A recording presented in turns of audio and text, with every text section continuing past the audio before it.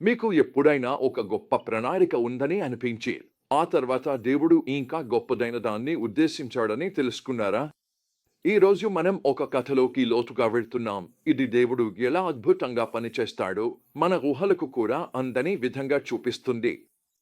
మనం 2 సమూయేలు 7, 1 క్రానికల్స్ 17, కీర్తనలు 15 మరియు 1:10 నుండి భాగాలను పరిశీలిస్తున్నాం. అక్కడ మనం దేవుడు దావీదుకు ఇచ్చిన అద్భుతమైన వాగ్దానాన్ని చూస్తాం. ఇది చరిత్ర అంతటా మరియు నిత్యకాలానికి ప్రతిధ్వనిస్తుంది.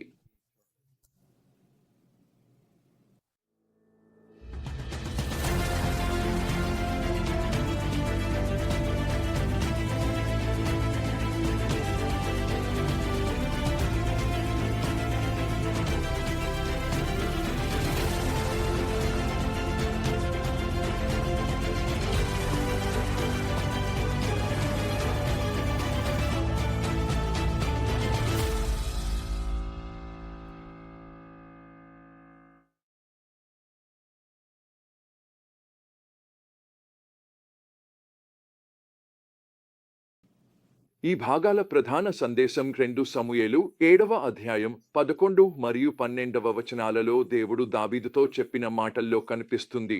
ప్రభువు నీకు ప్రకటిస్తున్నాడు, ప్రభువే నీకు ఒక ఇంటిని స్థాపిస్తాడు. నీ రోజులు ముగిసి నీవు నీ పూర్వీకులతో విశ్రాంతి పొందిన తర్వాత నీ సంతానంలోని వారిని, నీ సొంత రక్తమాంసజాలాన్ని నేను నీ స్థానంలో రాజుగా నిలిపి అతని రాజ్యాన్ని స్థాపిస్తాను. ఈ ప్రకటన మనకు ఒక ముఖ్యమైన సత్యాన్ని వెల్లడిస్తుంది. దేవుని ప్రణాళికలు మన కోసం మన కలల కన్నా ఆశల కన్నా ఎంతో గొప్పవిగా ఉంటాయి. మన కథ దావీదు తన రాజప్రాసాదంలో స్థిరపడిన తర్వాత శాంతియుత సమయాన్ని ఆస్వాదిస్తున్న సమయంలో ప్రారంభమవుతుంది. ఆ సౌఖ్యభరితమైన క్షణంలో దావీదు దేవుని వైపు తిరుగుతాడు. అతను ప్రభువుకు ఒక ఇల్లు అంటే మొబైల్ గుడారాన్ని భర్తీ చేసే శాశ్వత దేవాలయాన్ని నిర్మించాలనే కోరికను వ్యక్తపరుస్తాడు. ఇది ఒక గొప్ప ఆలోచనలా అనిపిస్తుంది కదా. కానీ దేవునికి వేరే యోచనలు ఉన్నాయి. ఆ రాత్రి దేవుడు ప్రవక్త నాతానుతో మాట్లాడి చరిత్రను మలిచే ఒక వాగ్దానాన్ని వెల్లడిస్తాడు. దావీదు దేవునికి ఇల్లు కట్టడం బదులు దేవుడు దావీదుకు ఇల్లు కడతానని ప్రకటిస్తాడు. ఇది భౌతిక నిర్మాణం కాదు, శాశ్వతంగా నిలిచే ఒక వంశవృక్షం. దేవుడు దావీదుకు ఇచ్చిన వాగ్దానం విస్తృతతలో ఆశ్చర్యకరంగా ఉంటుంది. దేవుడు గతంలో తన నమ్మకాన్ని దావీదుకు గుర్తు చేస్తాడు.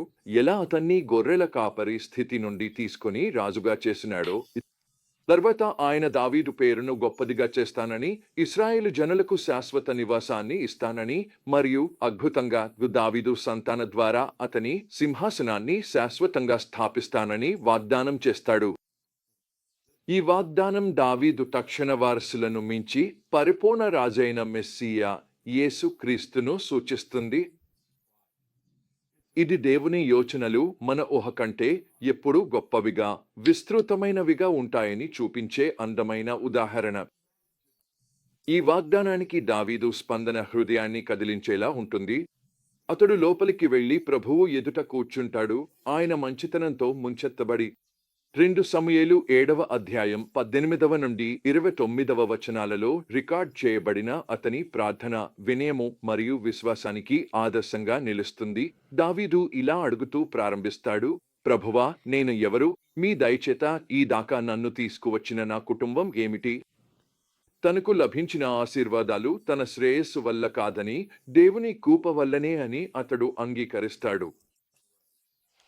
ఈ భాగంలో చేర్చిన కీర్తన వాగ్దాన రాజు స్వభావం మరియు నిజమైన ఆరాధన స్వరూపం గురించి మరింత లోతైన అవగాహనను ఇస్తుంది. కీర్తన 15లో దేవుని సన్నిధిలో నివసించగల వ్యక్తి ఎలా ఉండాలో వివరించబడింది. నైతికతతో జీవించే, సత్యం మాట్లాడే, ఇతరులను న్యాయంగా ప్రవర్తించే వ్యక్తి. దేవుని వాగ్దానాలు ఆయనకు గౌరవం కలిగించే విధంగా జీవించాల్సిన బాధ్యతతో కూడి ఉంటాయని ఇది మనకు గుర్తు చేస్తుంది. కీర్తన 110 ప్రత్యేకంగా ప్రాముఖ్యత కలిగి ఉంది, ఎందుకంటే ఇది నూతన నియమంలో యేసును సూచిస్తూ అనేకసార్లు ఉల్లేఖించబడింది. ఇది మెల్కీసెదెక్ క్రమంలో ఉన్న రాజు మరియు యాజకుని గురించి మాట్లాడుతుంది. ఇది మెస్సియా యొక్క ద్వైత పాత్రను రాజుగా మరియు మహాయాజకునిగా సూచిస్తుంది. ఈ కీర్తన దేవుని దావీదుకు ఇచ్చిన వాగ్దానానికి పరిపూర్ణత యేసు క్రీస్తులోనే ఉందని మనకు గుర్తు చేస్తుంది. నేను మీతో నిజాయితీగా ఉండాలి. ఇప్పుడు నా జీవితంలో చివరి దశలో ఉన్నానని నాకు అర్థమైంది.